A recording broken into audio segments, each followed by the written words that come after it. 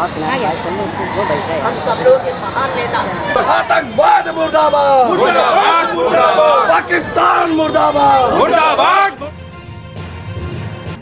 पहलगाम में हुए आतंकवादी हमलों को देखते हुए आप देख सकते हैं कि पूरे देश में आक्रोश का माहौल है। इस समय हम लखनऊ में मौजूद हैं और लखनऊ के जीपीओ पर आप देख सकते हैं कि यहाँ की जनता किस तरह प्रदर्शन पर उतरी है।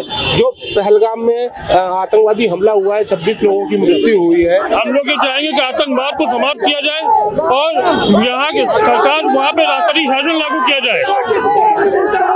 और भी लोग यहाँ पर हैं। मैडम, जिस तरीके से आतंकवादी हमला हुआ है, 26 लोगों की मृत्यु हुई है, किस तरीके से आप देख रहे हैं? बिल्कुल, देश की आजादी के 75 साल हो गए, लेकिन लगातार हम लोग लड़ते चले आ रहे हैं। कहीं न कहीं देखेंगे, अगर हम लोगों के समस्या से लेकर बच्चों के प्रति संवेदना भी मर चुकी है ऐसे लोगों को, लेकिन आश्वस्त हूँ मैं कि हमारे देश के गृह मंत्री जी, हमारे प्रधानमंत्री जी जो भी डिसीजन लेंगे, इतना कड़ी सजा उनको देंगे कि रूह तक कांप जाएगी। हमें पूरा विश्वास है कि उनके हाथों, सही हाथों में देश की बागडोर है और इस बार उनको इतना करारा जवाब मिलेगा कि वो भी उनकी रूह तक कांप जाएगी। मैम, इतना निंदनीय है, कई वीडियो वायरल हो रहे हैं, देखे जा रहे हैं कि वहाँ पर किस तरीके से लोग असहाय हैं, छोटे छोटे बच्चे हैं जिनके माता पिता को वहाँ पर गोली मार दी गई है। और एक बात और उठ रही है कि वहाँ पर लोगों का नाम पूछकर गोली मारी गई है। इसको किस तरह देखते हैं? अगर धर्म के प्रति उनकी इतनी निरंकुशता है तो देश छोड़ के चले जाए। अगर उन्हें नहीं धर्म समझ में आ रहा है तो वो बाहर हो देश के, उनको बाहर कर देना चाहिए। और पूरे आश्वस्त है कि देश के हमारे प्रधानमंत्री, हमारे गृह मंत्री जी जो भी डिसीजन लेंगे सही लेंगे और कड़ी से कड़ी सजा आतंकवादियों को मिलनी चाहिए। आतंकवादी हमले को देखते हुए जिस तरह आप देख रहे हैं कि जो मैडम बोल रही हैं कड़ी से कड़ी, क्या उनके लिए केवल सजा ही काफी है? सजा नहीं, इतनी बड़ी कार्रवाई हो कि जीवन में उनकी हमाकत ना हो, ऐसी कार्रवाई हो। और मैं देश के प्रधानमंत्री और यूपी के मुख्यमंत्री और राष्ट्रपति से हम लोग अपील करना चाहेंगे कि उनके ऊपर तत्काल कार्रवाई हो। जिस तरह से नंगा नाचना चाहे, सच्ची सजा मिलेगी तभी हम लोग आक्रोश का रूप दे सकते हैं कि किस तरीके से यहाँ पर लोग आक्रोशित हैं। सर, आपसे बात करना चाहेंगे कि जिस तरीके से ये जो हमला हुआ है इसको लेकर पूरा देश आक्रोश में है, छोटे छोटे बच्चों के माँ बाप छिन गए हैं, किस तरह देख रहे हैं? ये हर व्यक्ति को, भारत की आत्मा को झकझोर देने वाली घटना है और एक सैनिक होने के नाते मैं कर्नल वीरेंद्र सिंह तोमर, अध्यक्ष अवध प्रांत अखिल भारतीय पूर्व सैनिक सेवा परिषद, इस घटने से पूरा भारतवासी और हमारा संगठन स्तब्ध है। और ये सोचने की बात है ये घटना क्यों हुई कि वहाँ पे जो सरकार है उनकी मंशा अच्छी नहीं है, जो जम्मू कश्मीर की सरकार है, क्योंकि जो वही लोग हैं जो उनको मदद करते हैं और उन्होंने मदद करके किसी तरीके से घटना करवाई। आप ये भी सोचने की बात है कि जो घोड़े वाले थे, जब इस तरीके की घटना हुई सारे लोग भाग गए, इसका मतलब कि उनको पहले से इस तरीके की घटना के बारे में संकेत था। पर्टिकुलर एक ही धर्म के लोग भाग के गए, ये चिंतित करने वाला है और ये हम सबको एक सबक दे गया कि हम जहां कहीं भी रहें अपने आँख कान खोल के जाएं और हमेशा एक दूसरे को ये सोचें कि किस तरीके से हमें सुरक्षित रहना है, तभी आगे की यात्रा सफर करे। और मैं उम्मीद करता हूं कि भारत सरकार सक्षम है और भारतीय सेना सक्षम है ऐसे लोगों को उनके घर तक ढूंढ करके और नष्ट नाबूद करने की क्षमता रखता है। जय हिंद, जय भारत। विपक्षी, आप खुद एक आर्मी से हैं, कर्नल हैं, जिस तरह विपक्षी बात कर रही है कि कहीं ना कहीं वहाँ की जो स्थिति है वो सरकार सही से नहीं देख पाई, जिस कारण से ऐसा हुआ है, आप इसको किस तरीके से देखते हैं? मैं सभी विपक्षी पार्टियों से अनुरोध करना चाहूँगा कि इस तरीके की घटना में राजनीति न देख करके ये देखें कि भारत हमारा किस तरीके से मजबूत होगा और सुदृढ़ होगा। इसमें कोई ऐसा व्यक्ति नहीं जिसके ऊपर आघात पहुंचा, उसमें हर धर्म का, हर व्यक्ति, हर गांव का, हर गली का, हर मोहल्ले का व्यक्ति था जो वहां पहुंचा था बड़ी आशा और उम्मीद के साथ में। विपक्ष का काम और विपक्ष की मंशा भारत के समृद्ध करने के हित में नहीं है। जहां तक मैं समझता हूं, विपक्ष को इन चीज़ों को दरकिनार करके और समृद्ध भारत और इस तरीके की घटनाएं की कट आलोचना करना चाहिए और सरकार के साथ समन्वय बिठा करके क्या काम करना है, दुश्मन को कैसे नष्ट नाबूद करना है, दुश्मन की इरादों को कैसे खत्म करना है, इस पे विचार करना चाहिए। धन्यवाद।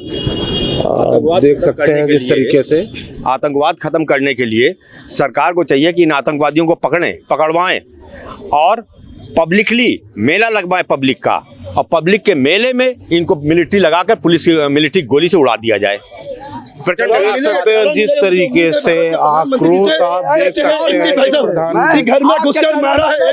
आज के चैनल से मैं कहना चाह रहा हूँ, जैसे आतंकवादियों ने कपड़े उतार के पहचान करके गोली मारी है, वैसे मैं देश के प्रधानमंत्री और बब्बर शेर से हम जनता है, हम लोग उम्मीद चाहते हैं कि उससे बड़ी इनके ऊपर कार्रवाई हो, जिससे में आने वाले में इनकी रूह कांप जाए, पब्लिकली मारा जाए, पब्लिक के मेला लगाया जाए। कहते हैं कि घर में घुसकर मारा है, कमल तुम्हारी खोदी है, दिल्ली की गद्दी बैठा है, बाप तुम्हारा मोदी है। सुनो आतंकवादियों, ध्यान और जवाब मिलेगा और करारा मिलेगा। जिस तरीके से पूरे देश में प्रदर्शन जारी है, उसी तरह लखनऊ में भी कई लोग प्रदर्शन पर उतरे हैं, कई लोग यहाँ पर पहुंचे। हमारे साथ संत जी भी हैं।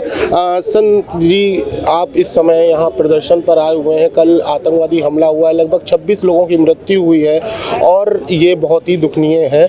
किस तरह इसको देख रहे हैं? 26 लोग क्या होते हैं? कुछ नहीं है। हिंदू हैं, जो कोई यादव है, कोई जाट है, कोई और जाति का बंदा है, हिंदू हिंदू नहीं रहा है।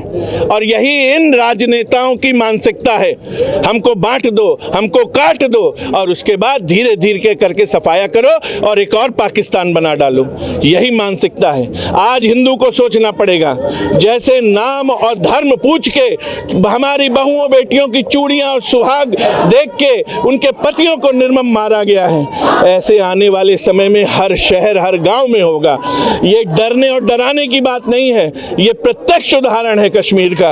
और कश्मीर तो आप छोड़िए, बंगाल में क्या हो रहा है, क्यों नहीं सरकार कुछ कर रही है? मैं केवल ये कहना चाहता हूं कि हिंदुओं के प्रति इस बर्बरता पूर्वक अत्याचार का विरोध कौन पार्टी कर रही है?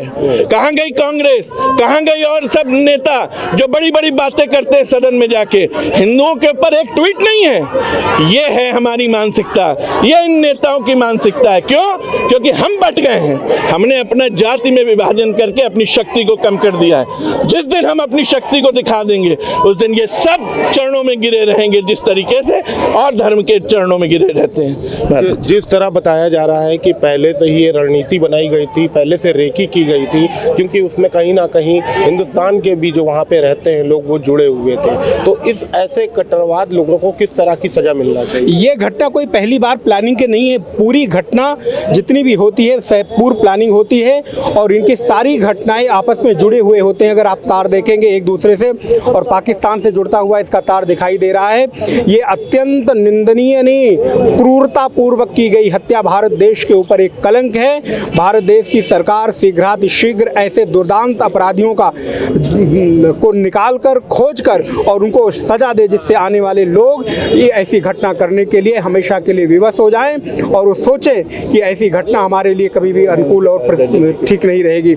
इसलिए ये घटना हमारी अखंडता में बाधक है और हम पूरे समग्र हिंदू सनातन धर्मावलंबियों का आह्वान करते हैं, अब चुप रहने की नहीं, एक होने की, जाति धर्म पंथ मजहब में बंटने की नहीं, बल्कि एक सनातन वैदिक धर्म हिंदू धर्म में एक साथ रहकर रहने की है। वो घटना याद करिए, जहाँ एक बाप अपने 5 बेटों को अलग अलग लकड़ियाँ देता है, सारे बच्चे वो लकड़ियाँ तोड़ देते हैं, लेकिन जब वही बाप 5 लकड़ियों को एक आपस में बांध कर गट्ठल देता है तो कोई भी बच्चा तोड़ नहीं पाता है। इसका तात्पर्य क्या है? ब्राह्मण, क्षत्रिय, वैश्य, शूद्र अथवा कोई भी जाति हो, उनको सब एक साथ रहकर संगठित होना होगा। संगठन में ही शक्ति है। इसलिए हम सभी का आह्वान करते हैं कि हम लोग संगठित होकर, मुखर होकर अपनी आवाज़ बुलंद करें। 56 करोड़ हिंदू जब महाकुंभ में पहुंचा तो पूरी पृथ्वी हिल गई।